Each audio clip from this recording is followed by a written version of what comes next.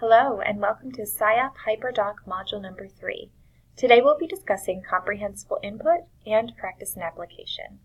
So to get started, let's look at some of the features within comprehensible input. Comprehensible input includes things like your speech, like lowering your rate of speech, enunciation, using simple sentence structure, and also explaining academic tasks clearly. This can mean scaffolding the directions and instructions you give students, or even differentiating the input or required output, what students are expected to do. It also includes using a variety of techniques. When we think about comprehensible input, we think a lot about teacher talk. Regardless of what content you teach, you use speech to get across your message. You talk about your content, you explain new concepts, and you ask questions.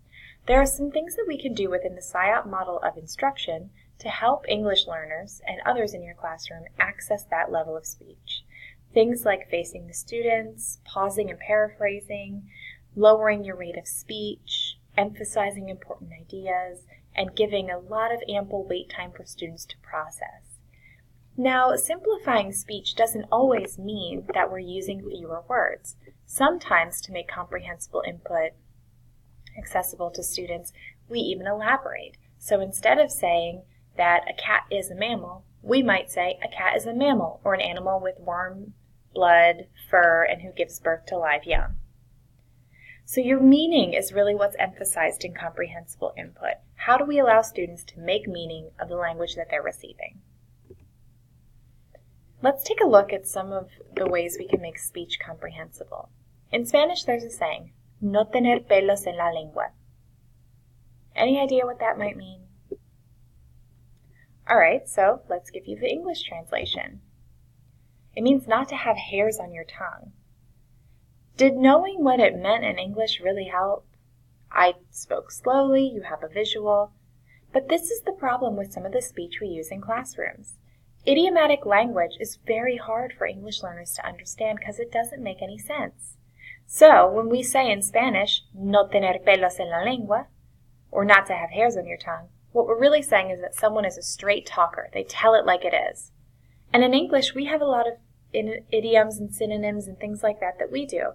When we tell students, oh, you're pulling my leg, that's confusing. Or even the way that our language is structured. Things like homographs and homophones are really important to point out specifically for students to help make sure that they're making the proper meaning of the language that they're reading, writing, speaking, or listening. Let's take a look at a government example. We can give students a visual, preload the vocabulary, but look at the question on the right. Explain the system of checks and balances in the United States government.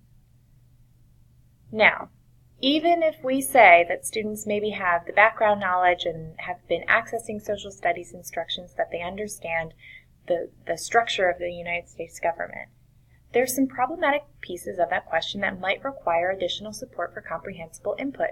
For example, checks and balances. Your English learners might think, what? Checks? Balances? I'm not really sure what I'm supposed to do here. When we think about homophones and things in our language that are more idiomatic or abstract, we have to be sure to clarify that vocabulary and give students time to apply and practice language and content. Take a moment to reflect. Who in your classroom could benefit from clear language instruction and opportunities to apply vocabulary and skills in context?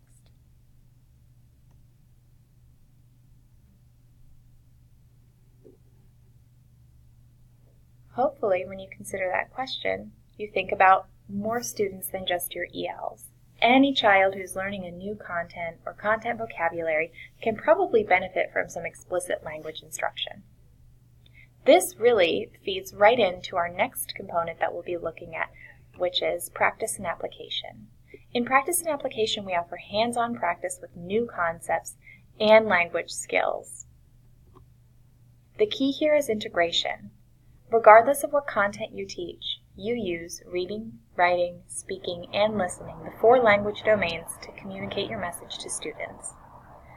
This means that our language learning really needs to be taking place through academic content. We don't always have the luxury to be able to pull out English learners and teach them language in isolation, and we know that that's not the most effective way to learn a second language. Our students need to be embedded in their grade level content and using the content that they need to learn to also learn and apply the language. The bottom line here is that students have a greater chance of mastering content concepts and skills when they're given multiple opportunities to practice in relevant and meaningful ways. This means that we help students make meaning through what we're saying or what they're reading, or writing, or listening to, through comprehensible input, and we're also allowing students that practice and application time to apply those skills in new contexts and new ways and really practice that language and content instruction. So, go ahead and jump back into Module 3 and we will continue this discussion electronically. Thanks for listening.